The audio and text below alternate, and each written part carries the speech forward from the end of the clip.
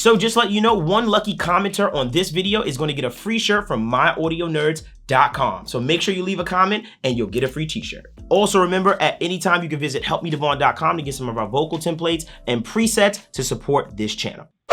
Yo, what's going on, y'all? It's your boy Devon Terrell, and welcome to another Help Me Devon tutorial. And today, in this Help Me Devon tutorial, I'll be showing you guys an alternate way to get extremely bright vocals. And really, this alternate way has really taken over the way I basically go about getting that brightness out of my sound sources. Now, check this out. The original, before I add any of the processing as far as what I'm planning to show you.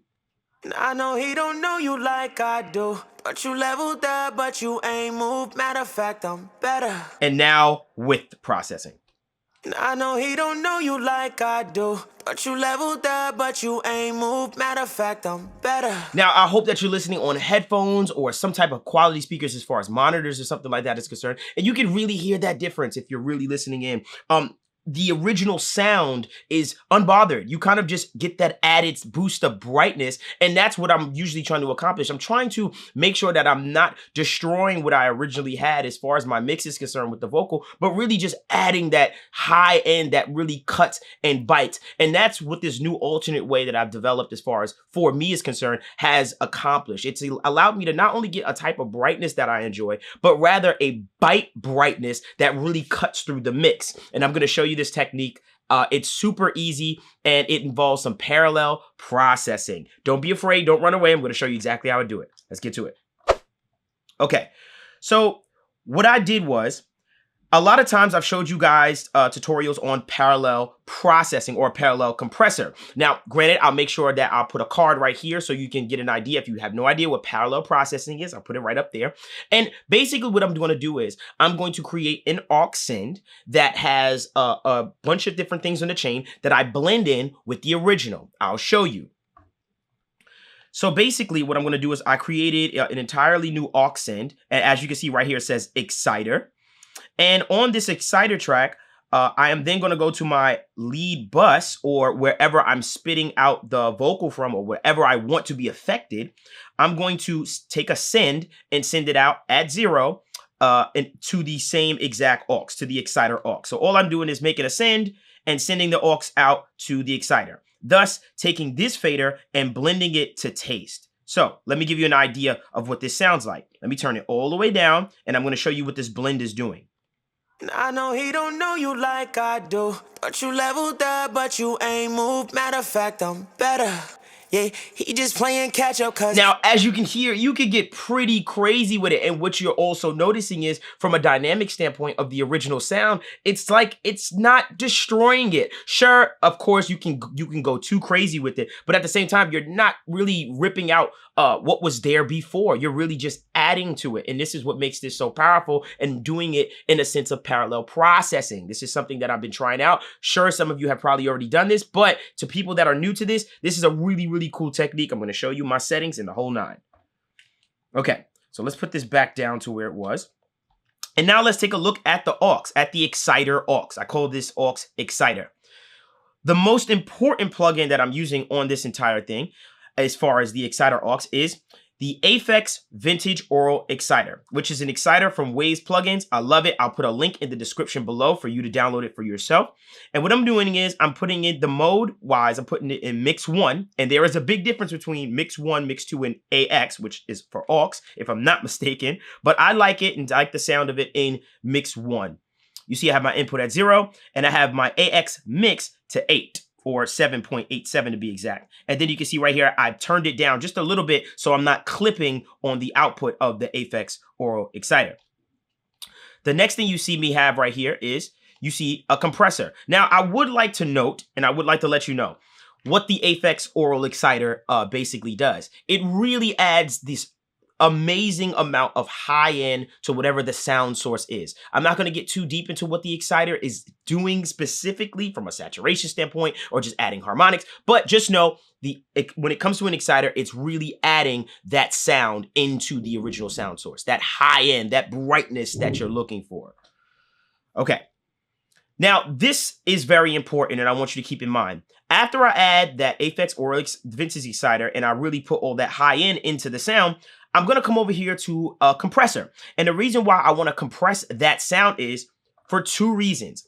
I want to get some more control because obviously adding high end can cause a lot of issues. And then at the same time, I really want to bring some more of those nuances out. So what this compressor after the Aphex Aural Exciter is going to do is it's going to allow me to get more of those subtleties out of the exciter as well as tame some of that stuff in the exciter, thus giving me a tighter, brighter sound as opposed to a brightness sound that is a little bit more loose and dynamic. I really want that brightness to be tight and really in a pocket so it doesn't get too wild and wonky when it comes to my mix. So that's my whole thing as far as why I have the compressor right after the exciter. Just to get some control and to get some more nuances and punch out of the entire excitement part of the what I'm trying to do. So as you can see, I have a pretty fast to medium attack. Please don't get confused with the CLA 76. To the right is faster, to the left is slower. That's something a lot of people get hung up on. So just know that this is pretty much a medium attack right here. And the reason why I have a medium attack is because I still want some of that transient information or that pop to really shine through. But at the same time, I'm doing a little bit of taming. So that's why I have it kind of in the middle. And as far as my release, I have my release pretty fast. And the reason why I have it pretty fast is because I want that brightness to be released so that it has some dynamics to it and it kind of feels like it moves a little bit in the mix. And that's why I like to have it, because if I had the brightness, or excuse me, if I had the release really slow, meaning it's holding the compression, it would feel pretty tight, but I like that it feels a little bit more natural and moving, and it feels more alive and open with the faster release. So that's why I have the release faster on the compressor, so that that gets that kind of air to breathe and stuff like that. All right.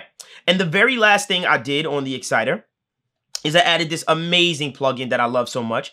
It's called Soothe 2 from Oak Sound. I hope I said that right.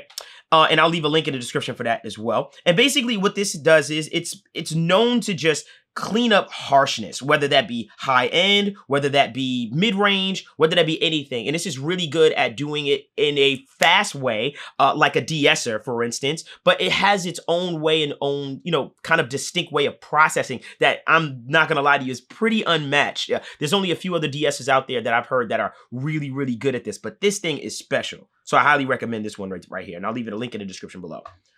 So what it's doing is it's really just getting rid of some of that harshness in that mid-range as well as some of that top end, thus leaving me with the sound like this.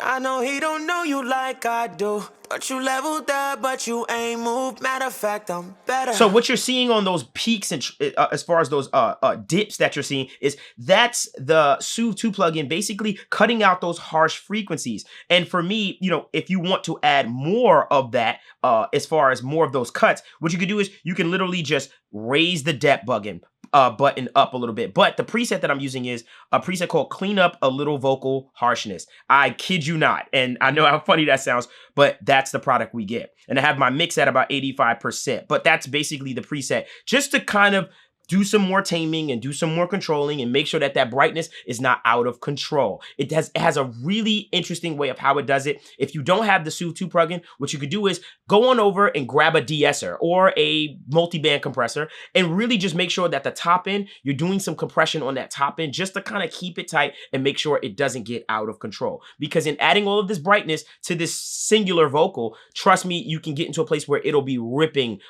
your entire mix as far as that sound is concerned. So de-esser or a Soothe 2 plugin at the very end of that exciter chain to really get it tamed and make sure it's cool. So I hope you guys enjoyed that tutorial.